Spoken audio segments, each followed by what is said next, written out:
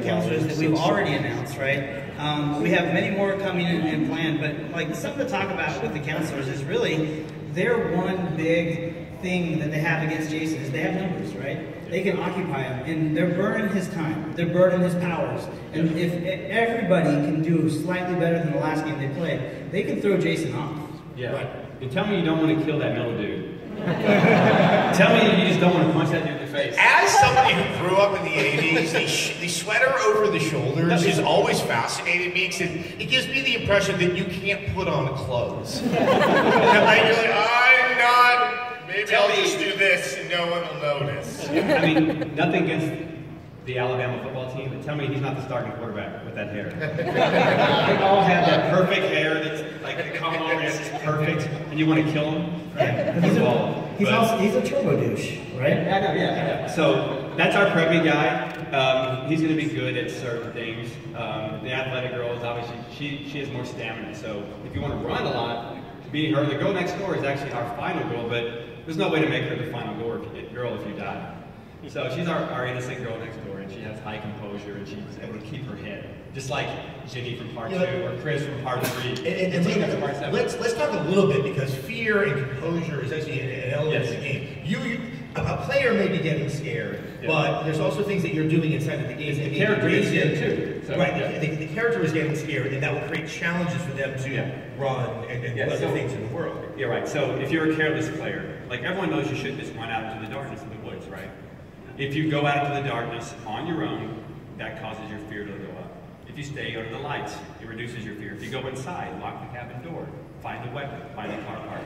Those are things that reduce your fear, and how quickly it raises or reduces is based on the player's stat in that category. So that's one way we're tying our multiplayer. And one thing I can say, when I was going through the prototype is, as Jason, for some of the characters that have lower composure, you can start to hear them hyperventilating. Like there's actual noise that's coming out. And you can find them quicker. So the noticeable all over the place. You can start seeing them across the map when you start using these abilities. Like, but that person's scared in the woods. It's important to note that for every pro someone has, they have cons.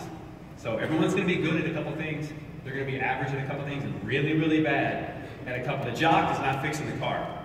Okay? He may be there for 2 minutes trying to fix the car. But he could. But he's really powerful. Take it back to Jason and slow down Jason just enough to get the car fixed. Well, if he finds a weapon, he can guard the nerdy guy while he's fixing the car, or the tough guy, or whatever. So it's a nice balance of characters without locking you into a certain system. So you want to take some questions? Yeah, I think there's a couple people. So can you zoom in all the way on that mask? Can you zoom in all the way on the mask? Oh yeah. So this is part 3, Jason. And just for a little trivia, most people think Jason's mask was white. It wasn't. The lighting in the movie washes it out. It makes you think it's white. It was dipped in this clear coating to give it this yellowish tint. And if you zoom in on the battle marks and then the cracks, that wasn't because a counselor hit them in the face. Over time of shooting the movie, it actually broke down, and you see a lot of cracking on the mask, and that's why he had those awesome marks on his mask. You can't really see those in the film except in a few certain scenes if you zoom really close. So all those marks are perfect, or as perfect as we can get. You can see how they would hold the mask on the nose a lot. You can see there's a white spot there. That's the actual mask underneath, but all the yellow coating was a protective film. A lot of people don't know that. So every generic Jason mask you buy in a store, it's always white. And I'm the guy that looks at it and shakes my head. That's why this is the nerdiest game ever.